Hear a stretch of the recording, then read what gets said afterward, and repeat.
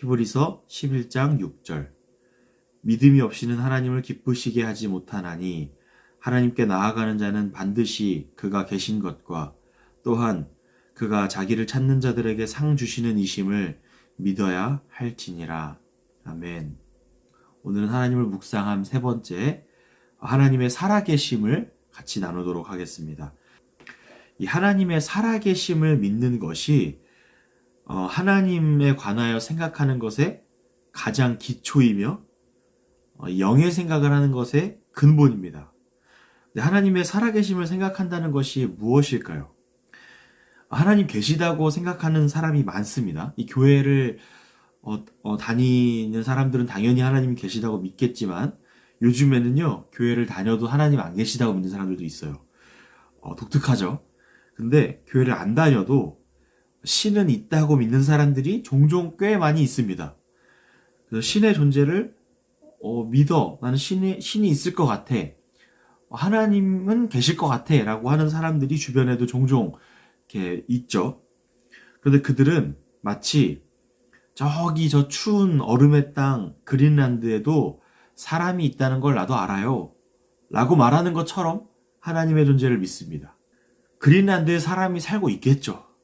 그 북극의 얼음 땅에도 사람이 살겠죠.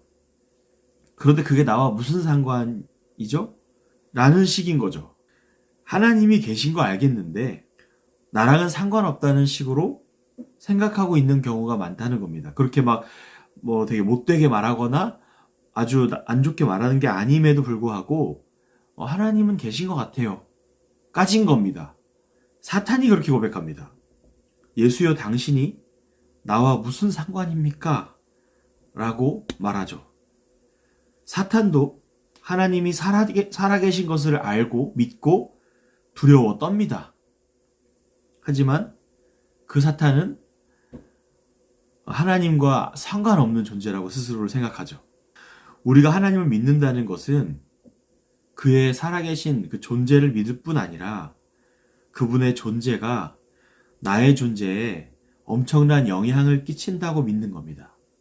그래서 오늘 우리가 읽은 히브리서 11장 6절 말씀을 보면 믿음이 없이는 하나님을 기쁘시게 하지 못하나니 라고 말하면서 믿음에 관하여 이야기하면서 하나님께 나아가는 자는 반드시 그가 계신 것과 하나님은 살아계셔 라고 믿는다는 거죠. 근데 그게 끝이 아니라 또한 그가 자기를 찾는 자들에게 상 주시는 이심을 믿어야 할지니라 라고 말씀합니다. 그러니까 하나님의 살아계심이 나에게 직접적인 영향을 끼친다는 사실을 믿는 것, 이것이 하나님의 살아계심을 믿는 겁니다.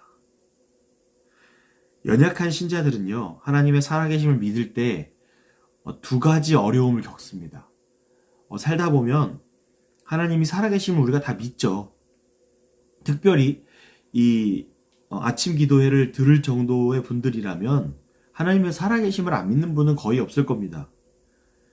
그런데 우리 믿음이 연약하다 보니 하나님의 살아계심을 믿을 때 어려움을 겪게 되는데, 바로 사탄은 온전히 알 수 없는 영역에 대한 인간의 연약함을 파고듭니다.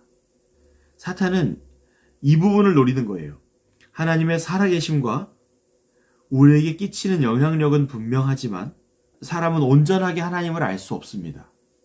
마지막에는 하나님을 온전하게 알게 되겠지만 우리가 이 땅에서 예수 그리스도의 그 십자가의 보혈과 그 하나님의 존재와 하나님의 그 일하심이 분명하다 할지라도 우리는 하나님을 온전하게 알 수 없습니다. 하나님의 살아계심과 우리에게 끼치는 영향력이 정말 분명한데 사람은 온전하게 하나님을 알지 못합니다. 그래서 사탄이 바로 그 부분을 노리는 겁니다. 온전하지 않은 지식에 대해서 의심을 품게 만드는 겁니다. 그리고 이내 약간의 의구심이 알 수 없음 혹은 사실이 아님으로 바뀌는 일을 경험하게 됩니다. 사탄은 하나님이 정말 계실까?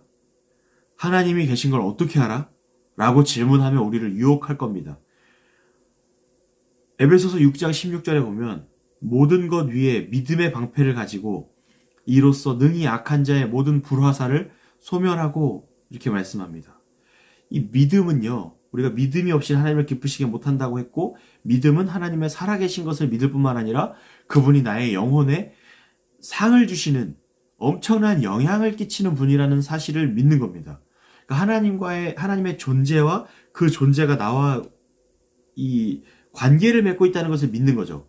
그 믿음은 사탄의 공격으로부터 우리를 방어한다, 방패다, 믿음이 방패다 이렇게 말씀하고 있는 겁니다. 믿음은 사탄의 그러한 속삭임을 방어합니다.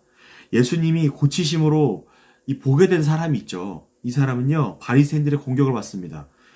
그래서 네가 어떻게 고침을 받았냐 말하면서 막 트집을 잡는 거죠. 근데 그는 예수님께 고침을 받았을 뿐 모든 것을 아는 사람은 아니었습니다. 앞을 보지 못하다가 그냥 보게 된 것뿐입니다. 근데 그의 고백은 이렇습니다. 한 가지 아는 것은 내가 보지 못하다가 보게 되었다는 사실입니다. 였습니다. 우리는 모든 것을 알지는 못합니다. 우리는 하나님에 관해서 다 알지 못합니다. 아주 극히 일부의 부분만을 성경과 우리의 삶에 동행하시는 그 하나님의 역사하심을 통해서 알 뿐 하나님에 대해서 다 안다고 말할 수가 없습니다. 그래서 우리한테 누군가가 너가 하나님을 다 알아? 너가 하나님의 존재를 정말 다 분석했고 다 신학적으로 체계화했고 완벽하게 하나님을 알아? 라고 누가 물어본다면 우리는 그렇게 다 알지는 못해 라고 말할 수밖에 없는 연약한 존재들입니다. 그런데 우리의 한계와 연약함이 하나님의 존재를 부정하는 근거가 되어서는 안 됩니다.